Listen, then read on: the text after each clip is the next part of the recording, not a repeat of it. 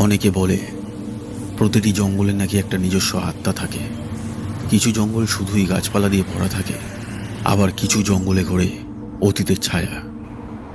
আর কিছু জঙ্গল এমনও আছে যেখানে ছালাবা অর্থাৎ নিশি বাস করে।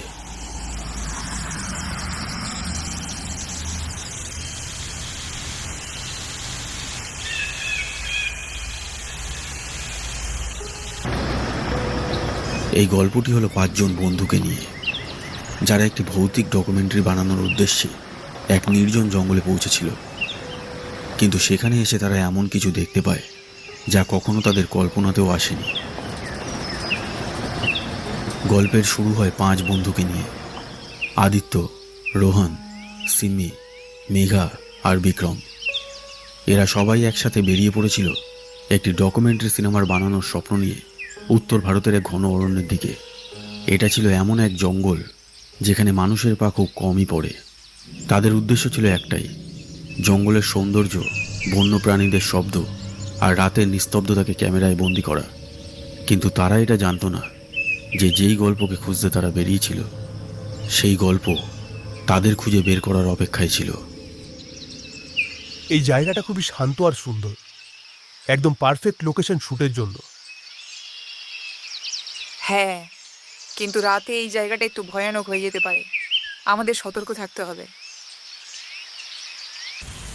2টি টেন্ট খাটানো হয়। তখনও দিনের আলো ছিল, ক্যামেরা চলছিল, আদিত্য একটা শট নিচ্ছিল। দিনে সবকিছু স্বাভাবিক ছিল, কিন্তু সূর্য ডুবে যেতেই হাওয়ায় একটা অদ্ভুত শিহরণ ছড়িয়ে পড়ল, যেন সেই অরণ্যের ছাওয়ায় কিছু লুকিয়েছিল।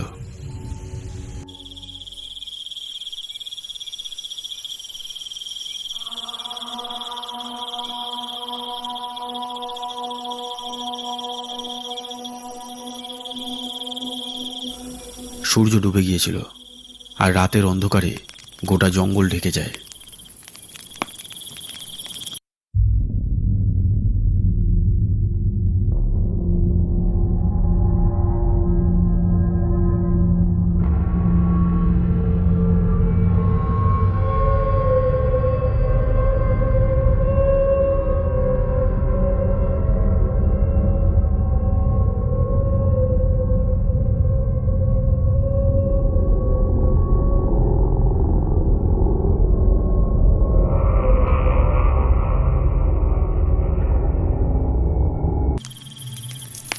ঠিক আছে বন্ধুরা, আগামীকাল সকালে আমরা জঙ্গলের ভিতরের অংশে শুটিং করব। সেখানে হয়তো কোনো ঝর্ণা আর কোনো বন্য প্রাণীও দেখা যেতে পারে। চলো টেন্টের ভিতরে যাওয়া যাক, আগামীকাল অনেক কাজ আছে।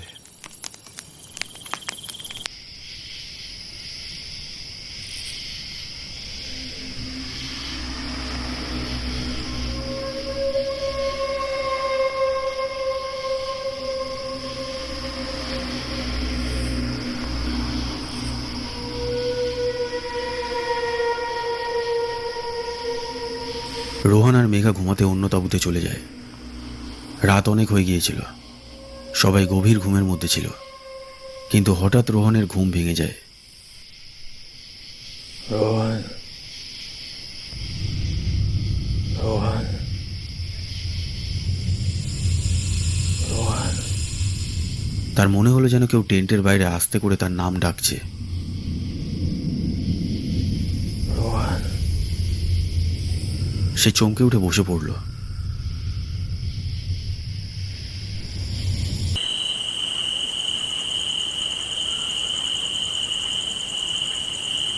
টেন্টের জিপ খুলে সে বাইরে দেখে যে আদিত্য বাইরে দাঁড়িয়ে আছে। অন্ধকারে তার মুখ ঠিকমতো দেখা যাচ্ছিল না। তুমি এত রাতে টেন্টের বাইরে কেন এসেছো? আমি ঘুমিয়ে পড়েছিলাম, হঠাৎ ঘুম ভেঙে দেখি সিমি আর বিক্রম টেন্টে নেই। বাইরে এলাম, কিন্তু ওরা কোথাও ছিল না। মনে হচ্ছে জঙ্গলের ভিতরের দিকে গেছে। আমার একটু সন্দেহ হচ্ছে। কি, এত অন্ধকারে জঙ্গলের মধ্যে কিভাবে যেতে পারে ওরা? ঠিক আছে, চলো দেখি।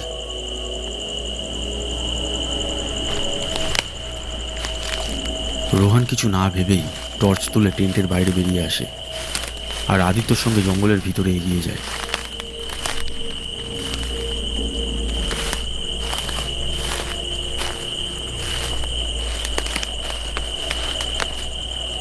দুজনে ধীরে ধীরে ভিতরের দিকে এগোতে লাগলো। কিছুটা যাওয়ার পর রোহনের হঠাৎ এক অদ্ভুত ঠান্ডা অনুভব হলো। হাওয়া থেমে গিয়েছিল। রোহনের মনে হলো যেন তার পিছনে কেউ হেঁটে আসছে। সে ঘুরে তাকাল, আর তখনই তার চিৎকার গলায় আটকে গেল। अरे गाइस क्या हाल है। आज मैं तुम्हें एक सुपर फन नया FPS गेम दिखाने वाला हूं और सबसे मस्त बात ये स्मूथ चलता है बिना किसी फ्लैगशिप फोन के। तो देख सकते हो हम गेम में आ चुके हैं। The controls feel so good, मैं तो ऑलरेडी हुक्ड हो गया। सीधा আদিত্য সেখানে ছিল না। আদিত্য, আদিত্য, আদিত্য।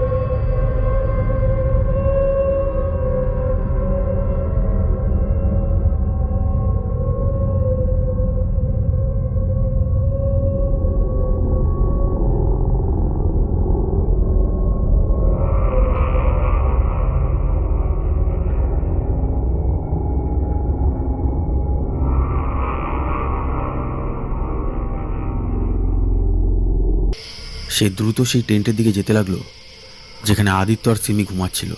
কিন্তু মাত্র 2 পা বাড়াতেই হঠাৎ তার পিছন থেকে এক আওয়াজ এলো। মেঘা ঘুরে তাকালো। সে দেখল যে রোহন দাঁড়িয়ে আছে, কিন্তু তাকে অন্যরকম লাগছিল। তার হাঁটার ভঙ্গি ছিল অদ্ভুত, আর সে খুব ধীরে ধীরে কথা বলছিল। মেঘা একটু পিছিয়ে গেল, তার হৃদস্পন্দন বেড়ে যায়। সে দেখতে পেল রোহনের পা মাটিতে স্পর্শ করছে না, সে মাটি থেকে কয়েক ইঞ্চি উপরে ভাসছে।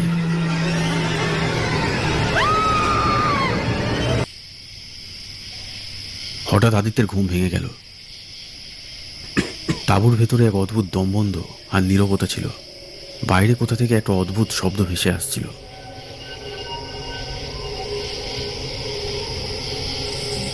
আদিত্য দেখল যে সিমি বা বিক্রম কেউই তাঁবুর ভেতরে নেই।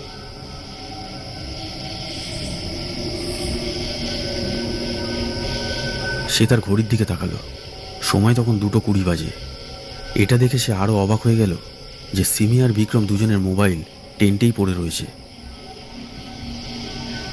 সে আতঙ্কিত হয়ে দ্রুত টেন্টের চেইন খুলে বাইরে বেরিয়ে আসে।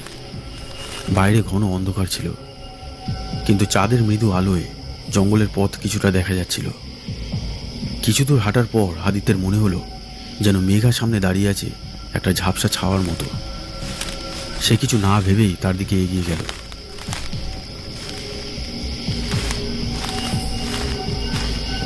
কিন্তু যখন সে আরো গভীর জঙ্গলের মধ্যে পৌঁছালো, তখন সে অবাক হয়ে দেখল সেখানে কেউ নেই। চারপাশে শুধু নিস্তব্ধতা আর গাছপালার সরসর শব্দ।